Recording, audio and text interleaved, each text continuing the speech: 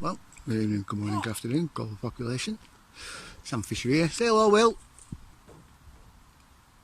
Alright, don't. He's not going to say hello. Say hello. Hello there. That's my son. Anyway, yeah, some fun times ahead. Let's have a look, shall we?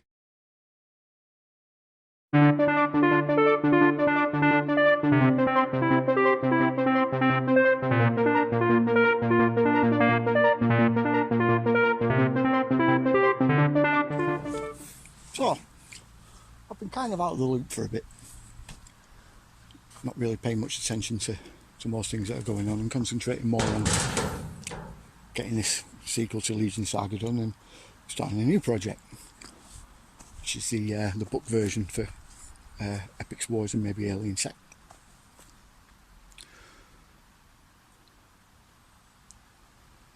There's been a few things that have happened that made me a little sort of intrigued, I think is the right word. There was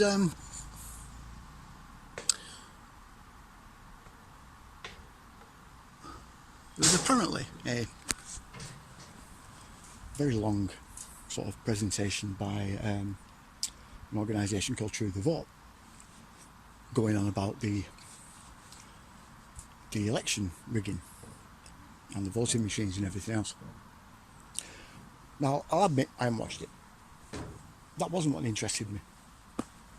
It was the reaction to it all that got me thinking. You see, the timing couldn't really be better. And in the middle of which we had an event that some have seen as a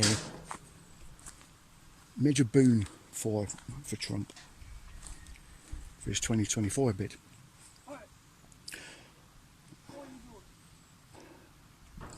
Now, this presentation by True the Vote, it was, like I said, all about the election rigging and the voting machines and the stuffing of the ballots and all sorts of other stuff, and all this stuff that happened 2 years ago, 2.5 years ago. You see, I'm reticent to think that this is actually going to achieve anything, because at the end of the day it's not.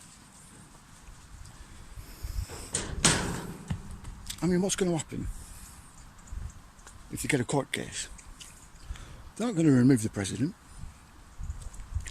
They're not going to get him impeached, because if they do get him impeached, they'll just get someone else in that's another Democrat, likely Kamala. We're still Pelosi. Good old Skeletor herself. Or Horrible Harris, as I like to call her. One of them two. What are you doing here? You see, it's not going to change the outcome of the vote. It will make people more aware that these things happen, but not really much else. So what's the point? Well, then you had what happened with Trump getting raided. And this was in between the two parts of this presentation.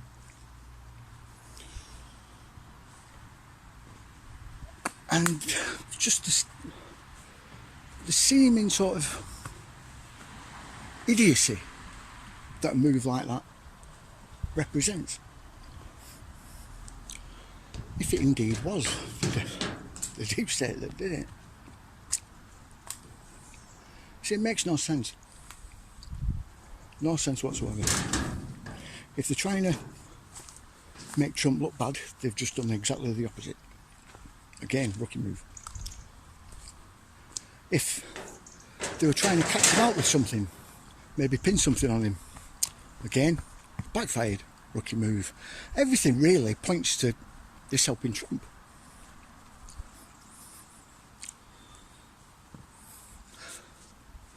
Now,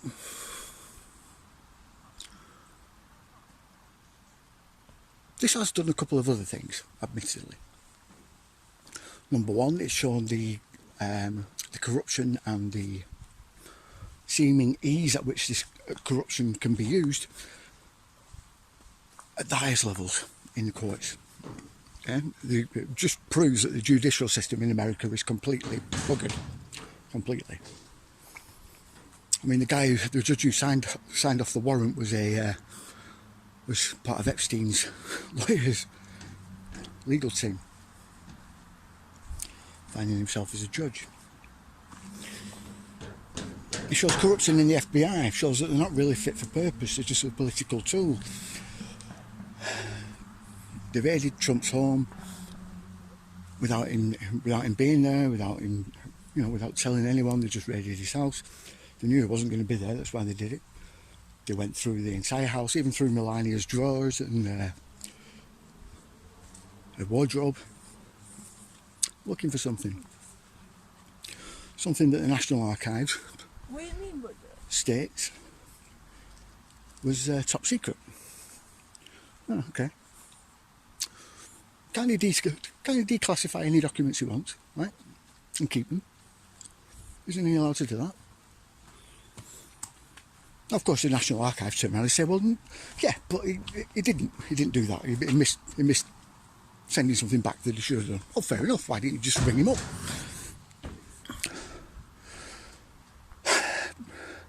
Now there's all sorts of stories going around that Trump may have had the nuclear codes and blah, blah, blah, blah, blah. This is what the MSM are saying. And well, they change them every month, don't they? So they're not really helpful. Then you get the fake pictures of documents being in his toilet. Well, that's very clever. He obviously did that before he left to go on vacation, or wherever it was, and didn't flush the toilet. So we now know that Trump doesn't flush the toilet. Kind of makes sense when you think about his name. But anyway. But then there's other things. Ghislaine Maxwell, June 2021. She did a very strange interview with the Daily Mail. I mean, very strange. There was some of the things she was saying in it that was just very, very weird. She first of all said that her food looked like something out of Chernobyl. Then mentioned an imaginary friend that she called A17. And several other things. Now, not long after she said that, there was a major kerfuffle at Chernobyl. And during the Mar-a-Lago raid, one of the boxes they took was A17. Now, there's a story about Richard Nixon. Plenty of stories about Richard Nixon and UFOs. But one of them is that he left a time capsule in the White House and didn't tell anyone where it was. But said there's stuff in there that's mind-blowing, and it's to do with the UFO files. Now, Trump may play it down, but he's got a bit of a penchant for the UFO technology and high technology, ancient high technology. His uncle, John Trump, was the guy that the US government employed to go over Tesla's designs and concepts that were in his safe. Most of which have never been released, still under top secret by the CIA. But this got me thinking, especially the Chernobyl stuff. Everyone knows about my ideas about what they're doing in Ukraine. Again, Chernobyl is in Ukraine. If you've read my book, the Legion Saga, any of you, you'll know that the opening chapters are set in Chernobyl. Well, Pripyat, which is next to Chernobyl. And the ideas that are in it are based on urban legends about the Russians actually setting off the Chernobyl disaster intentionally to empty out Pripyat because they found something underneath there and they wanted to remove it quietly.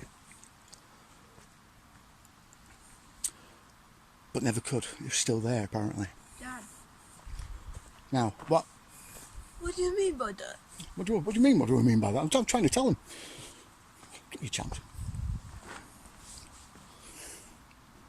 All of a sudden, there's a major kerfuffle at Chernobyl. About a month before all this kicked off with the USSR. With Russia, sorry. Do with the USSR when Chernobyl happened.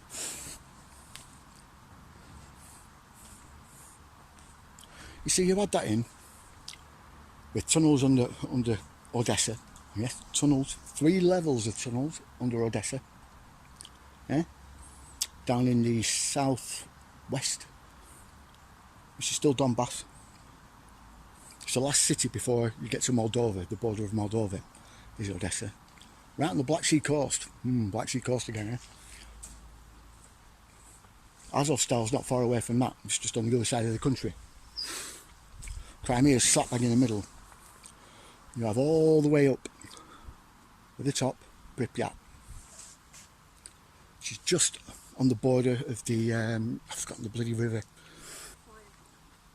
But it's just on that river, just on the edge of the river there, at the top, in the north. So it's still technically in Donbass.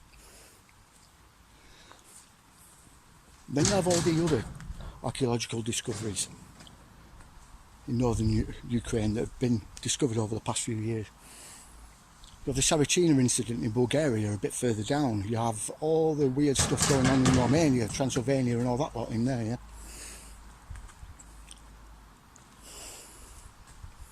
And then across the water you've got Turkey. And you have Göbekli Tepe. You have another one that was just discovered the other week. I can't remember for the life of me what the name is. You have Greece.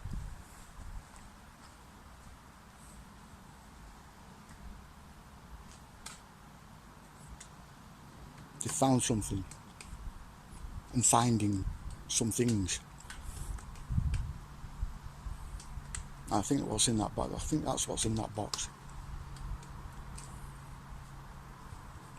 That box labelled A17. I mean, that bit could be just a coincidence, but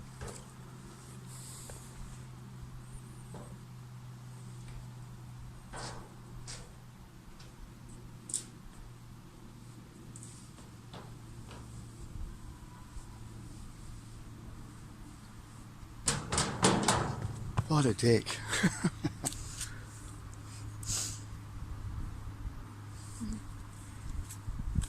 I know what it is. Right. I'll have to tell you next time. I need to check something out first. So, like, share, subscribe, Dad. you know the drill. What? King of Fighters 14. King of Fighters 14, apparently. According to Will. But yeah. I'll save that for next time, alright? Like, share, subscribe, you know the drill.